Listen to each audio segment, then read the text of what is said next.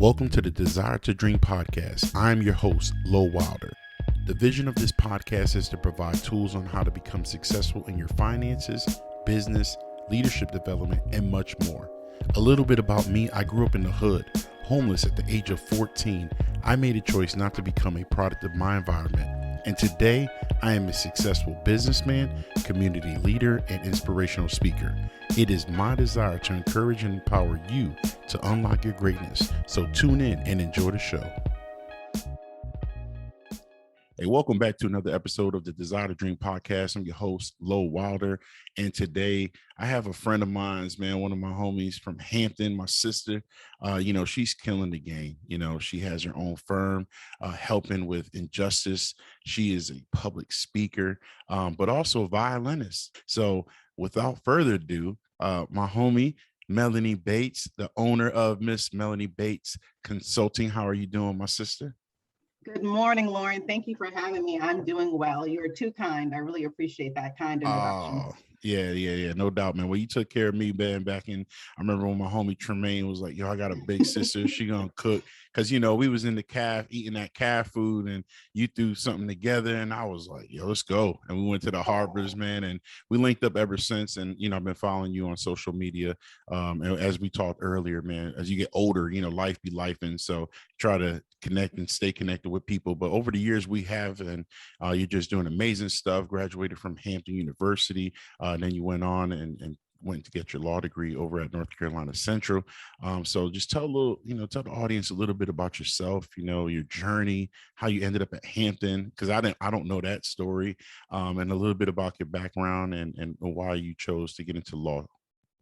Great. Thank you so much. Our good old home by the sea. So I always knew that I wanted to go to Hampton University. Both of my parents went to HBCUs. They actually met at Morgan State their freshman year in Baltimore, Maryland, have been together ever since. So I was really inspired by that story. I grew up in Fairfax County, Virginia, one of the only Black people in my classes, the only person who looked like me. So I was really yearning for a deeper experience of self-exploration, learning what it means to be Black in this country. And I was pleasantly surprised by Hampton University. I think I went on an HBCU bus tour trip. And as soon as I got off that bus, I felt at home. It really is a family. As you said, the Big Brother, Big Sister program, that really was amazing. They cultivate relationships that last a lifetime. We're here today, 15, 20 years later, and it's really an honor to stay in touch with so many incredible beings in Hampton. Yeah, so that's really how I was driven to go to Hampton University. So I graduated. Oh, no, I'm sorry. Go ahead. I was just going to say, so like you said you was the only Black student in high school, man. Like you get to Hampton, that was probably, was it a, shock to you or was it just natural? Like you said, it was home by the sea. So you kind of just flowed right in it. It was a shock to me, Lauren. Thank you for asking that. So I was a little bit nervous. I'm not having grown up around other Black people. Was I going to fit in? Was I going to be made fun of? I mean, growing up in an all white community, when I got to high school, there were other people from different nationalities, a few other Blacks.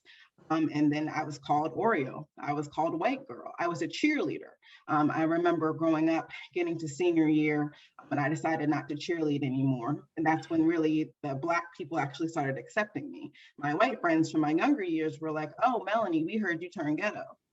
So I was never fully accepted by either group. And that really had tremendous impacts on me, my self-esteem, how I viewed myself in the world. So going to Hampton, I was a bit apprehensive. I didn't know how I would be received, but I found out that there were hundreds of other students who had the same experience as me, growing up from different backgrounds, coming to Hampton and really embracing who we are. When I was at Hampton, I read the autobiography of Malcolm X. And that book changed my life. It really opened my eyes to everything that's gotten us to where we are today. Wow. And let me ask you, and just to put a little humor in the podcast, right? Sure. Like, was it like any movies that you were like, man, I got to watch this movie because everybody's talking about Coming to America? And, like, was there anything where you spent the weekend was like, yo, I got to watch Coming to America Friday, all of that?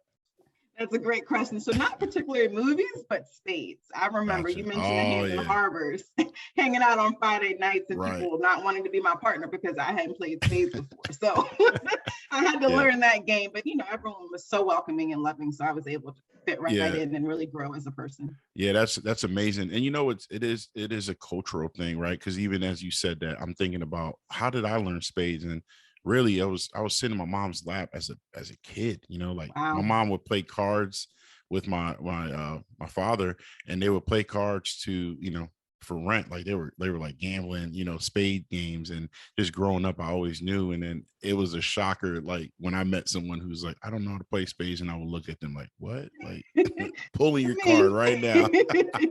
Yeah, but that's awesome. So you ended up you know, wanting to go to law school. Like what was that, you know, that desire? Like where did that come from? Was it something that was always there, as well as you knew like I wanted to go to Hampton, or was it something that, you know, the seed was just planted and you were like, yeah, this is what I'm going to do. This is my calling. This is my purpose.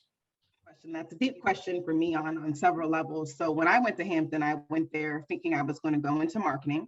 I did major in marketing, advertising business. And when I came out, I moved back home and I worked at the Washington Post in advertising. So for most people, that would be a dream job. You're at the Washington Post, selling ads, working with these different account managers. But after a year or so, or a little even less than a year, I realized I don't feel like I'm living in my purpose. I want to have a greater impact on those who need us most, particularly those in our community. And so one day I remember I was sitting on the steps at my parents' house talking to my brother, thinking about like, what could I do to really feel fulfilled and really feel like I'm walking in a meaningful purpose? And I was like, I want to go to law school. I want to help people who have had their rights unjustly taken away, people who can't afford counsel when they're in the courtroom. No matter what your issue is, it's more efficiently resolved with an attorney. I don't care if it's a parking ticket, you're facing decades away, you need that advocate to advocate on your behalf. And so what really got me there, I don't tell the story a lot, but it is a personal experience that I had when I was younger. I was wrongfully arrested. I was in jail for 9.5 hours. I was put in a cage. I was handcuffed. It was the most traumatizing experience that I've ever had. And thinking back on that, I'm from Fairfax County. I'm sheltered. I've never had any involvement with the system. My father's a lawyer. I never thought about being a lawyer, even though I grew up with one in the household. So experiencing that high level of trauma and stress and injustice really led me to find my calling and believe that it's my purpose to serve others who may find themselves in that situation. Wow. I know you shared that story with me, and it was deep, man. And I think it's such a very important topic to talk about, especially now, right? I have a son, and I know that when he gets a little older, I'm going to have that conversation with him and say, hey, son, you're going to be wrongfully accused. You're going to be wrongfully profiled just because of your skin color, just because of being a male, a Black man in America. So it is a very difficult subject that I'm going to have to talk about. But what you're doing in that calling and that purpose, it's admiring, and I just love it, because we have a system that is unjust. Why is it such a why do we have such a history of this injustice, and why can't we just change? Like, I mean, the times are changing. How come the system can't change with the time?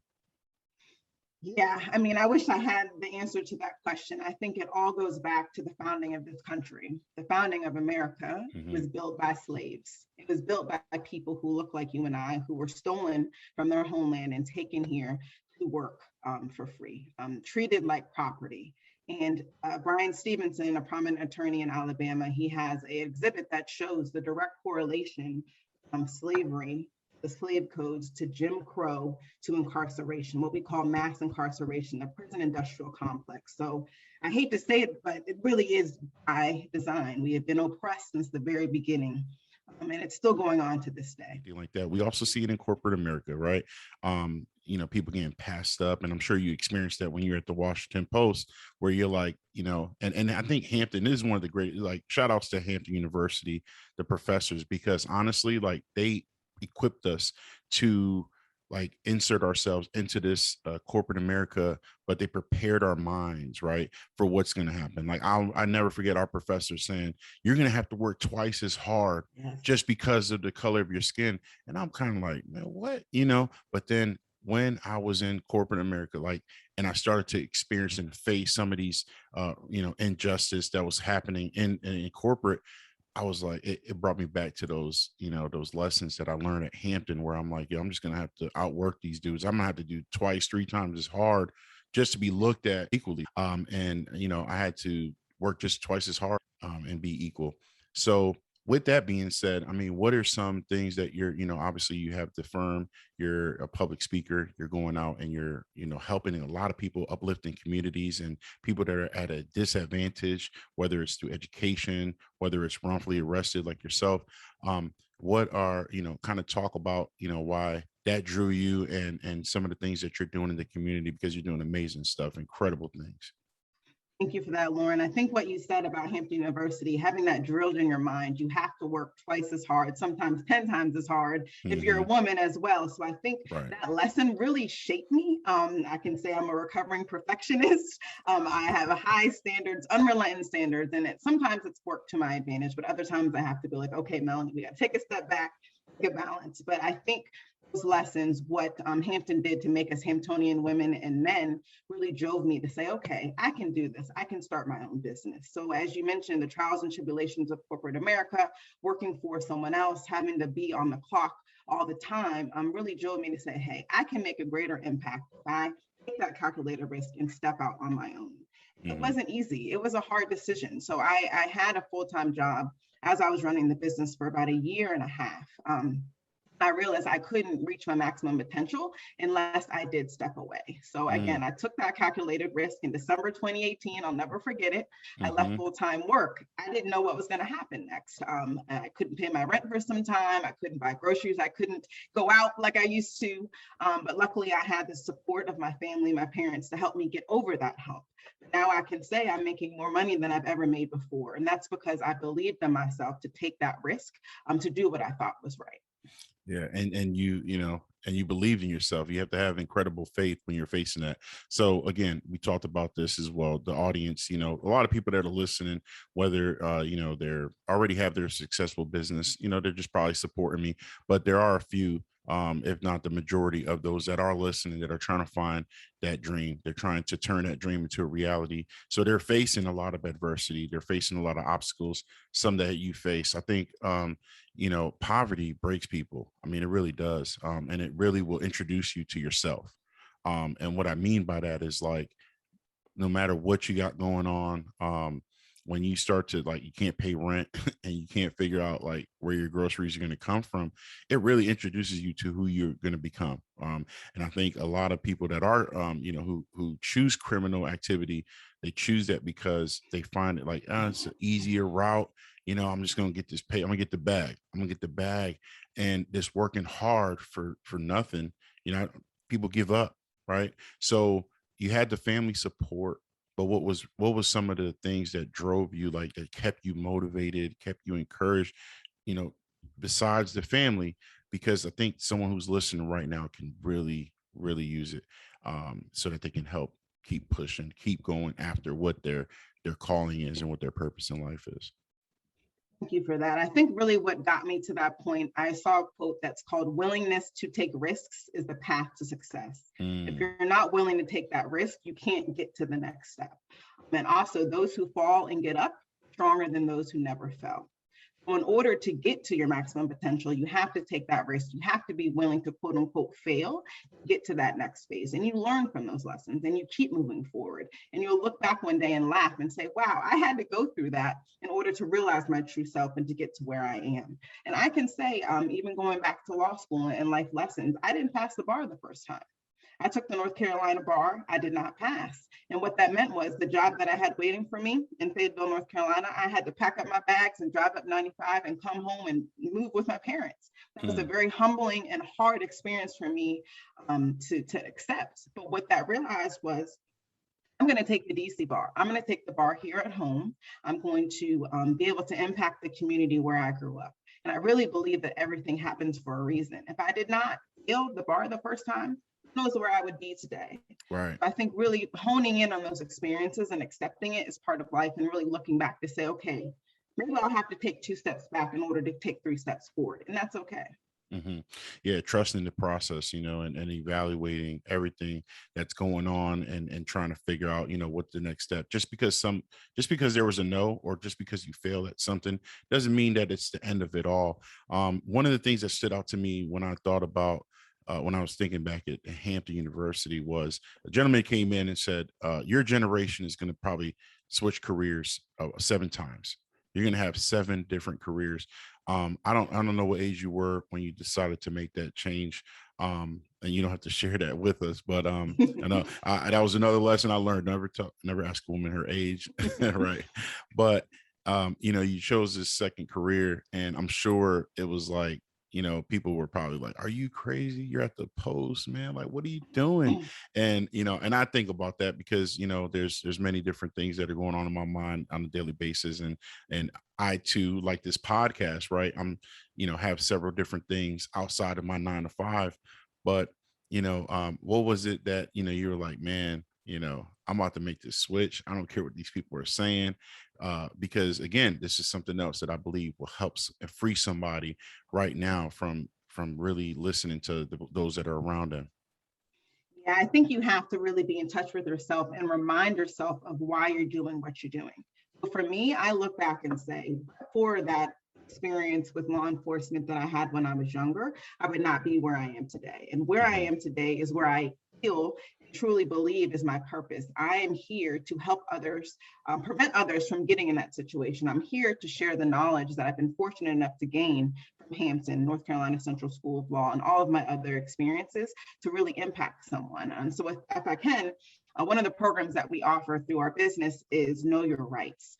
So it's about best practices if you ever find yourself in an engagement with law enforcement. We do a series of role plays. We have a PowerPoint presentation. We watch videos, and I bring in representatives from the Office of Police Complaints, as well as an actual police officer and another attorney, to have a robust dialogue about what it means if you are in that situation and what could happen. Mm, Here in DC, our local jail is over 90% Black. The wow. population in DC is less than 50%. Wow. So really to let that sink in and see what is going on here, what communities are being policed, I think that really is striking, and people should pay attention to it. So we teach persons in this program to know your rights, to know that you have the constitutional right to remain silent. If you wish to, say so aloud. Officer, I wish to remain silent. Officer, I don't consent to searches. Officer, I want to see a lawyer. Officer, am I free to go? Once you share these statements, we talk about the reasons behind it more in the program, but once you share these statements, you demonstrate to law enforcement that you know your rights, don't mess with me. You need to have a valid and probable cause as to why you're stopping me. So I think that's really powerful for me. Again, I go back to that justice that I experienced, and to be able to share these things that are not taught in school. I think you mentioned in your launch podcast how some things were just not taught in school. And I believe these are critical survival tools that people need to Absolutely. know, and especially in our community. Yeah, absolutely, and that's powerful. And as you're talking about knowing your rights, and I've been in a lot of situations where I knew my rights, but at the same time I had fear that will this escalate. And I think that by knowing, not only just knowing your rights, there's an approach and how you should do things, right?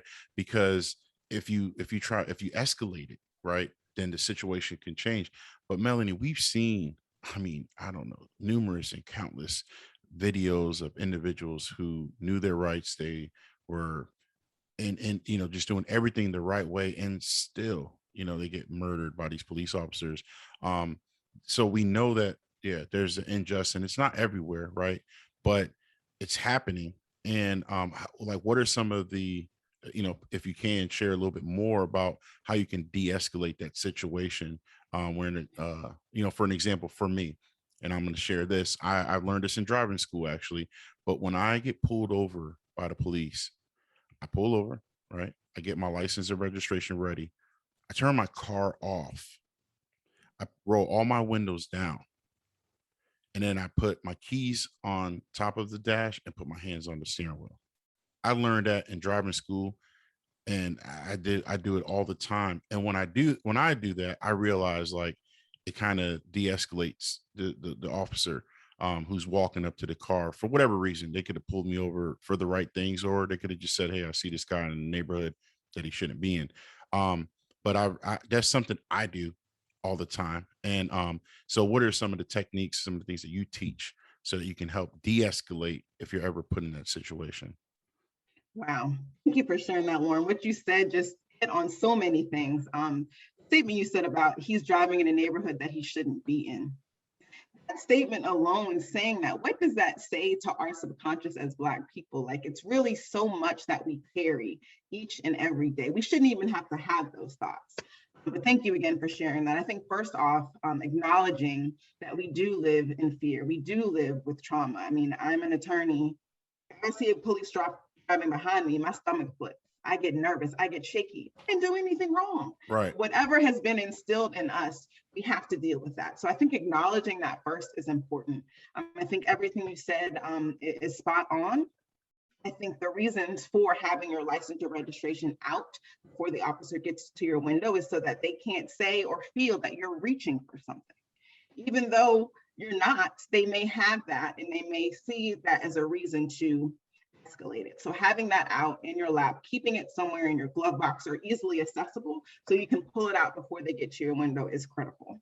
As you said, keeping your hands at 10 and 2 on the steering wheel so they can see it all the time if you're the driver. If you're the passenger, having your hands on that dashboard just so they can see it. If you're in the back, having your hands on that seat.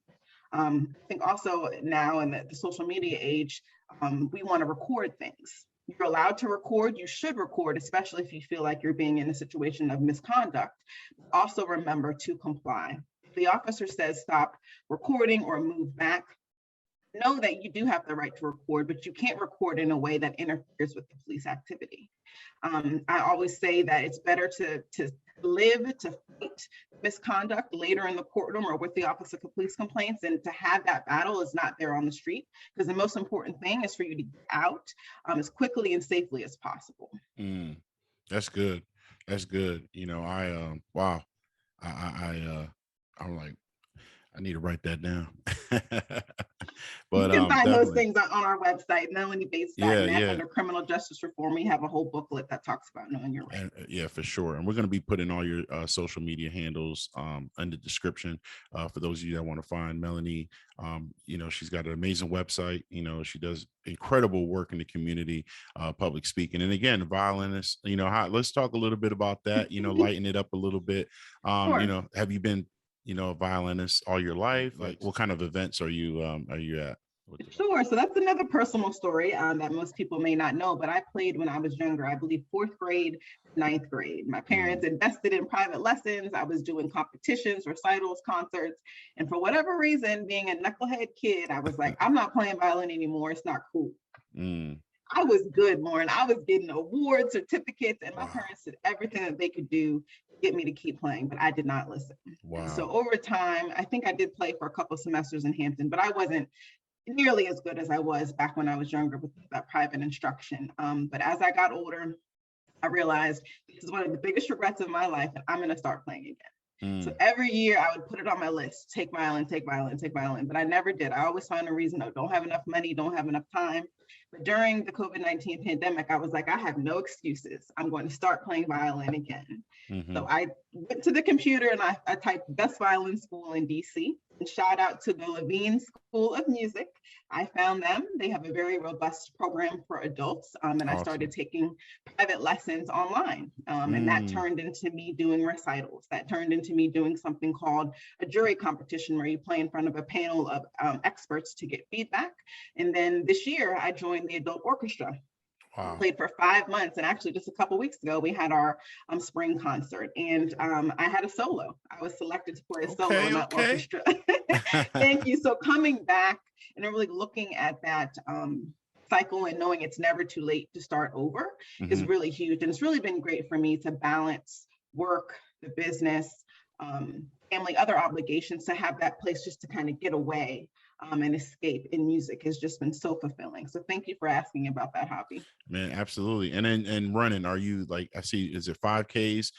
Do you have a sponsor with that? I saw you know, posted something on the website, you know, appreciate the packages. Like, you know, go ahead and share some of that as well.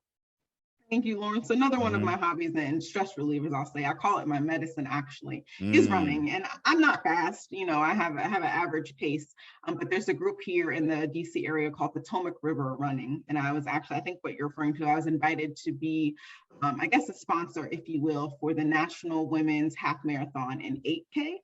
I chose to run the 8K, which is a little bit under 5 miles, and they provided us with cool swag, as they refer to it, Right. some running shoes, and really just felt, again, fulfilling to me. Someone who I cringe almost when I say runner because I'm not fast, but it is something that I enjoy and that I've been consistent with. To be selected, I think it was maybe 8 to 10 people out of the whole region to run with them in that race. And it was really, really an amazing experience to cross that finish line and know that I was sponsored. Man, Thank you for asking that. Oh yeah, absolutely. And that's awesome. And that just brings me to say this, like, for me, I run, I'm operating at a high level, managing over, $14 million business, overseeing several direct reports, over a half dozen, or I'm sorry, over a dozen of direct reports. But I got the podcast, I do public speaking. I'm a husband, I'm a father. And people always ask me, how do you have time for that? Right. And as I'm listening and watching everything that you're doing, just multitasking, but not only that, you're killing it at a high level, right? A solo, at your recital, right? You're in this 8K, running an 8K. So there's preparation that needs to happen for that as well. But you're also a speaker, you have your own business. Help the listeners, the audience, like kind of, because for me, I always say you can't, and we shared this on the podcast before, you can't really manage time. Right? Time is happening as we're speaking right now. It's going to continue to just go. We can't manage it, but we can manage ourselves. We can block certain amount of time for certain things, even if it's TV. Like, say, okay, I'm going to watch only from 8 to 9, and 9 p.m. I'm shutting it off, because I think a lot of people, when they see those that are executing at a high level, they feel like you don't have a life, you're always working, you're always doing that.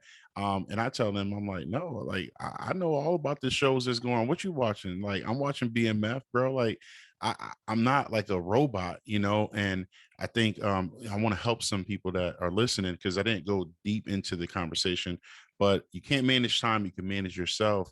How do you manage yourself and being able to operate and do things at a high level, and not really feel overwhelmed, or that it's all work? Thank you for that. And thank you for sharing those examples. I always go back to the quote, you have time for what you make time for. You have to consciously decide what your goal is. You have to vision it. You have to believe it. I have a board over here by my desk that I have my goals for the year. I remind myself every day when I wake up what I want to achieve in that day. I have non-negotiable time.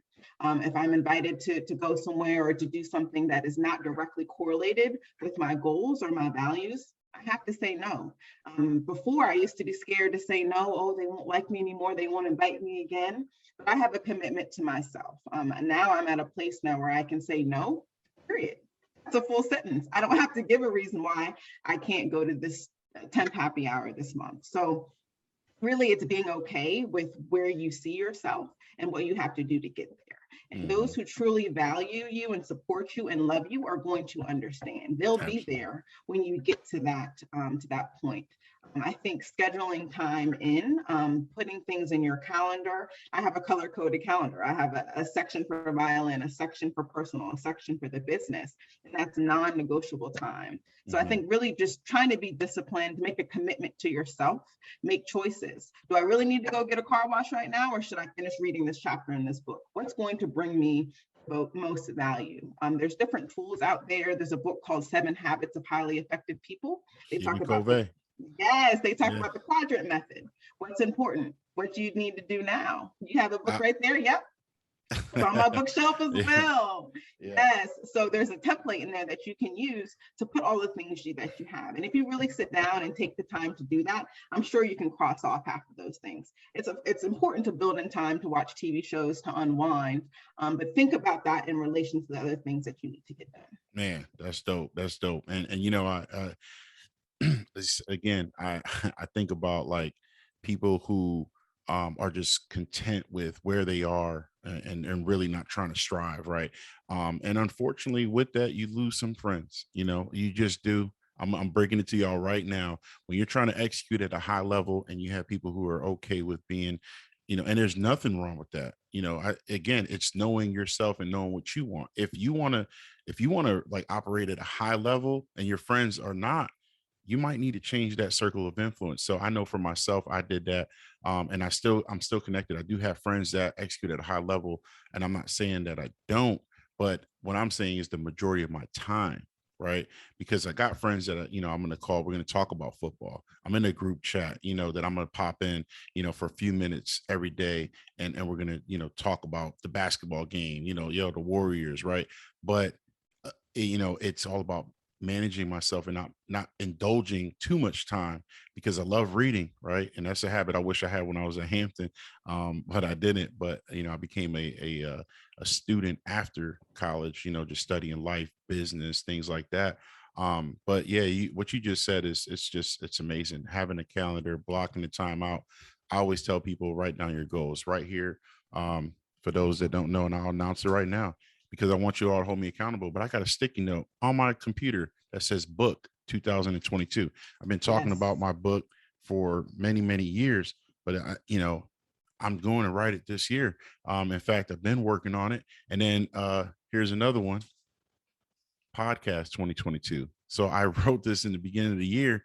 My podcast launched April 5th, 2022. So again, Congratulations. yeah, appreciate that. Write down your goals. I have, a lot of different composition books that have my goals down there, short-term goals, medium-term goals, like long-term goals. And, one of the things, I'm in a community, I'm a member of Eric Thomas's community, Breathe University. And one of the gentlemen that he's connected with is Jamal King, the 9 to 5 millionaire, for those of you that don't know. But he has this thing called the 5 pillars, and it's faith, family, finance, fitness, and freedom. And so those 5 pillars, those things. So now, like, I've created these columns, like, okay, faith. I need to wake up. Instead of, I put on some worship music. Uh, I pray right before I leave, kind of meditate a little bit, and then daily reading the word. And then, my family, right? My wife, making sure that I'm giving them time, right? Because one of the things I learned, and I still I'm still working on it, right? But I come home, and am I giving them my undivided attention, or am I on my phone trying to catch up with certain things? So I try to block off some time where I'm like, yo, I'm gonna give them an hour, 2 hours, just my all my attention. And then fitness, we're going walking, we're trying to not trying, but executing, walking and exercising and things like that, financing, having a plan for that, passive income, creating ways, and then freedom. So it's a wonderful template, I guess, if you don't have one. But look at your inner circle, and I'm sure, Melanie, you can relate to that, right? You like your circle of influence, your friends help you become the person you are today. Yes, yes, that's Mhm. really incredible. Thank you for sharing those pillars. And I think being around other people who are doing what you're doing really helps move you and helps you stay accountable. I Mhm. do have a few friends who are Black women, who they are business owners, they are working other jobs, and just seeing their drive and for us to exchange ideas and have brainstorming sessions and actually partner on work, it's just so meaningful and keeps you on the right track. Awesome. Yeah, amazing. Well, listen, Melanie, I appreciate your time, being on the podcast, man. We're gonna again share your social media handles and where they can find you. Anything coming up in the future that they might want to keep an eye out on? Well, this year is our 5th year anniversary. I'm proud to say we were launched in 2017. We have a marketing campaign that just highlights the impact that we've made thus far. So you can check that out on our website. And we also have an ad that's going to be downtown at 15th in New York Northwest. It's going to start running on June 27th. And I'll snap some photos and post that on social media as well. But I'm just so grateful for you, Lauren, and all of the incredible work that you're doing. Your story is so inspiring and touches more people than you know. And I'm just honored that we stayed in communication from our home by the sea and to spend this time with you this morning. So keep doing what you're doing. I'm so excited to read your book in 2022, and you're incredible. So thank you Thank you. for Thank you. everything. Thank you. Thank you very much. And you already know, man, I appreciate you. And we'll be in touch and connecting. So again, folks, there you have it. Melanie Bates. Check out the social media handles. Check the website out, and she's just doing incredible stuff. If you're in the DMV area, connect with her. If you have an organization, nonprofit, that you need a speaker to come in and talk about injustice, you have the speaker right here. She's a phenomenal speaker, as y'all see today, and she's doing incredible things. So again, thanks, Melanie, for being on the show. Thank you to the audience who are listening. The Desire to Dream podcast, share it with your friends, family, and co-workers, and I appreciate all the love and support. So there you have it. Peace out, folks.